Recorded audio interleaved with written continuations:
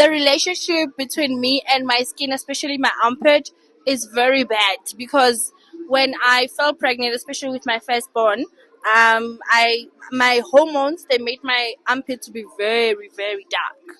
So I lost all my confidence. Like I couldn't even, you know. But now I can, you know. So now I think it's getting better.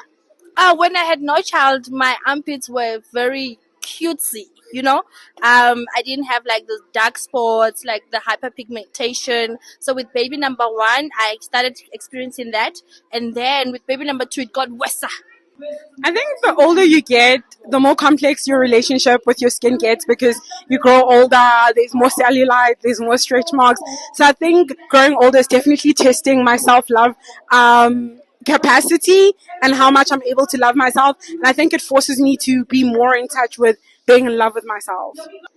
Society really marginalizes people that are not conventionally attractive. So being on social media and having other people have like crazy opinions about my physical appearance really steered me towards being an advocate for self-love and body positivity, because I feel like that's something that not a lot of people realize how important it is on our daily lives. So for me to advocate for it, to teach other women, is very empowering, not just for self, but also like for the people that are around me.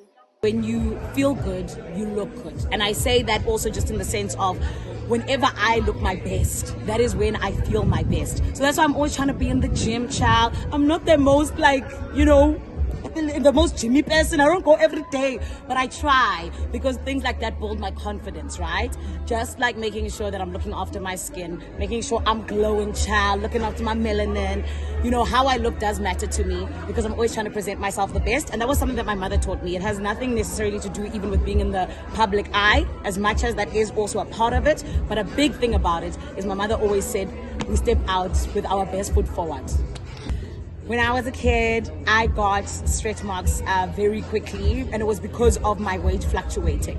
So I remember there was a time where I was like, oh my goodness, I can't show my stretch marks. Even my arms at some point, it was like difficult to show them. Now I'm like, okay, look at my sila, okay? And it's not to say that, I don't apply certain things to be like, let's try and fade them out and things like that every now and again. Because we are always, looking to be whatever it is that we can get to in terms of wanting to look even toned and all of those things. However, I think that before they used to bother me a lot as a kid, but now, like I said, darling, sila, it's my skin, it's a part of me, and I'm growing with it.